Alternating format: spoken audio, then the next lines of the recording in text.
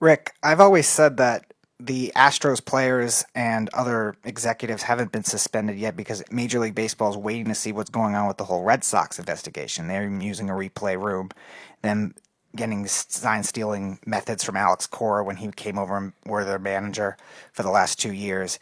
Do you think maybe they aren't going to do it at some point and then they'll suspend the players maybe later in the season once they find out what happens with the Red Sox? How connected do you think those two cases are into why that Major League Baseball hasn't done anything impulsively besides Hinch and Lunow so far? I have no idea if they were. I mean, a lot of the players of the Astros got immunity for it just to tell what's been going on. So for that, that was wrong. So honestly, I don't think they're going to get suspended at all. Like the commissioner said, that their punishment is going to be shame, and their punishment is going to be that they should have an asterisk, and people are never going to give them the proper respect like other championships have won it. And to me, that's just not good enough. I mean, shame is it's ridiculous. You know, they don't have shame. The only reason they're sorry is because they got caught. And honestly, whatever happens with with the Red Sox, I don't think anything will happen to the Astros. I think the commissioner kind of just wants this to go away. I think he's just going to, I don't know, to sweep it under the rug. He just wants nothing to do with this. And it's just really, it's just not good at all. It's just that there needs to be more transparency in baseball. So, in my opinion, I don't think Altuve or the rest of them are going. No, I don't think anything's going to happen. So I'll be surprised, and I'll hope I'm wrong. I hope that a lot of them do get suspended for at least a season. But some of them, I mean, they shouldn't even be playing baseball right now. I mean, it's really sad, you know. And then Pete Rose came out and said what they have done is worse than what he did. And even though I Absolutely. agree with him, Absolutely. he's the last person I really want to hear. Cry me a river, Pete Rose. He's been doing this for the past 20 years, so he's like the last person to be like saying what's right and what's wrong. So, but to me, what they have done is like what Pete Rose has done. It's like what the uh, steroids, what they have done. 'Cause to me, that was cheating. And to me, I just compare the Astros to the 1919 Black Sox of Sheila's Joe Jackson. I'm sorry, Rick, and I agree with a lot of things that you said so far in this interview, but I absolutely disagree with the Pete Rose thing. Pete Rose, what he did was not anywhere close to what the Astros did. I'm sorry. He bet Oh on yeah, his own team. He bet on his own team. And the fact that the Major League Baseball has sat down with this guy year in and year out. And I used to think that Rob Manfred was the best GM. I mean, I'm sorry, the best commissioner in professional sports. He's not been. I'm sorry he's not been because this is a guy in Pete Rose that has every single piece of his baseballs, his bats, his jerseys are all hanging up in the Hall of Fame.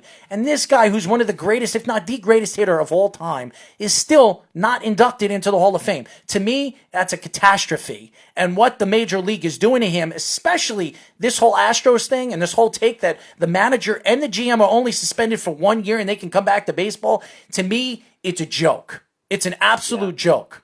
And the major leagues and Rob Manfred, I'm telling you right now, Rob Manfred, when he becomes available, when CBA is up or his contract is up with the owners, I believe he will be fired because of this whole Astros thing. The way he handled this Astros story was not good enough for any of the fans. It's not good enough for the owners. The owners, the players, everybody is upset about it, and his answers to it are not good enough. I'm sorry, it's not good enough. And to be honest with you, sweeping things under the rug like Roger Goodell, look where Roger Goodell is. He's making a lot of money, no question. But how many people hate the guy? How many fans hate the guy that every time you hear his name, they're booing him? So to me, yeah, he's making the money. Yes, he's bringing baseball in more money. He's trying to figure out ways for baseball to grow. But he's not helping baseball for letting the Astros get away with this particular story, which to me is even worse than steroids. It's absolutely worse than steroids. You cheated 3 years and cheated how many teams out of a World Series championship, and you only won one. Yeah, I agree. I mean, the Astros never won anything. They didn't even go to the World Series till like, in the '90s where they got swept.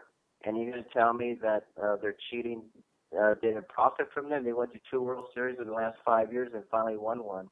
And yeah, I totally agree. They should just be banished. They should be just gone away, forget about.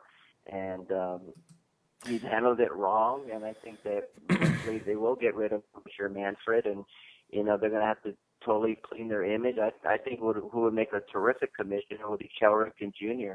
A man of integrity, a man that people respect, the Iron Horse who never missed a game in 18 years, a record that nobody thought would be broken. If there isn't a player that doesn't have the respect in Major League Baseball, it's Cal Ripken.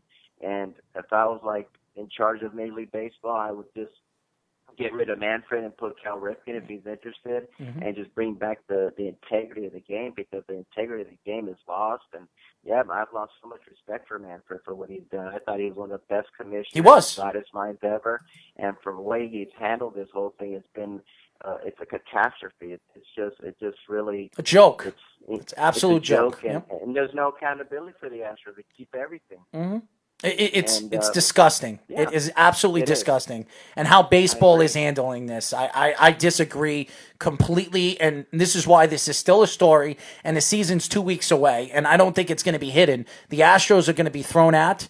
And I do believe that I don't care what the Astros do this year. Some people think they're going to be a playoff contender. Some people think they're still a championship competitive team. But you're hearing Justin Verlander is not even starting the season.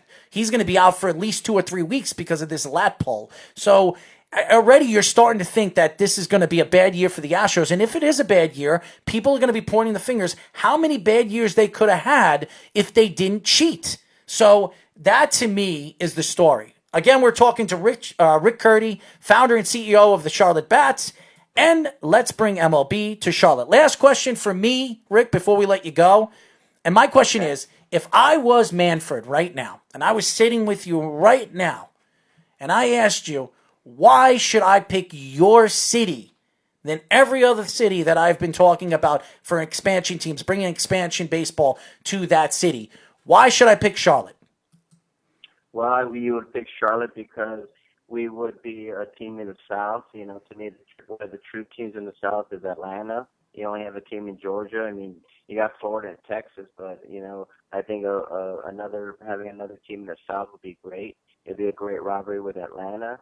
You don't have Major League Baseball in Virginia. You don't have Major League Baseball in South Carolina, and so we can have that market right there. We'd be 2 states in one.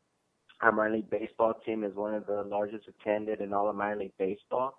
We have already shown that we can support professional sports by having the Carolina Panthers and the Charlotte Hornets, and we have the Carolina Hurricanes at Raleigh.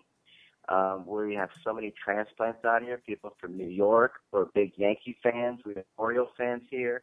We have National fans here. We got fans all over. We have Dodger fans like myself here.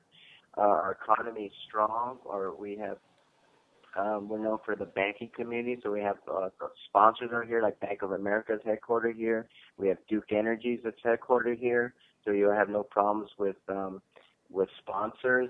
This is one of the fastest growing cities in the last 30 years, and I think what makes us different is that having another state next door to us that doesn't have any professional sports at all. They just have Clemson, and they have the Gamecocks, and they have a minor league baseball team, and that's it. So you can draw from those people there. So I think that's what makes our state very special and very unique. As you guys know, we're talking to Rick Curti. He is the founder and CEO of the Charlotte Bats. And let's bring MLB to Charlotte. I'll tell you this, Rick. If you do get a major league team, just remember us, because we would love to be your play-by-play guys. I'll tell you that right now. We have a guy right here sitting right next to me who's one of the best play-by-play guys when it comes to sports as a whole. He's a great play-by-play guy, and I'm the color guy. I'm the funny guy. I'm the crazy guy, and I like to cause the trouble. I like to cause the trouble. So, Rick, why don't you tell everybody how they can find you, and we're going to stay in touch, my friend. Our website is www.charlottebats.com. We actually have a petition on there. It tells about the history of North Carolina and Charlotte, and about our organization, and a little bit about me. I'm also on Twitter at Charlotte Bats Baseball. We're on Instagram at Charlotte Bats. We are on Facebook at Charlotte Bats. And we just started a new group page called Let's Bring Major League Baseball to Charlotte. And I have all my pictures of all my interviews I've done, and actually pictures of famous people like Cal Ripken Jr., who we were talking to, and Eddie Murray, and honestly, Archibald Moonlight Graham for the movie Field of Dreams. He's Love actually that a real movie. guy from North Carolina. He played for the Charlotte Hornets baseball team.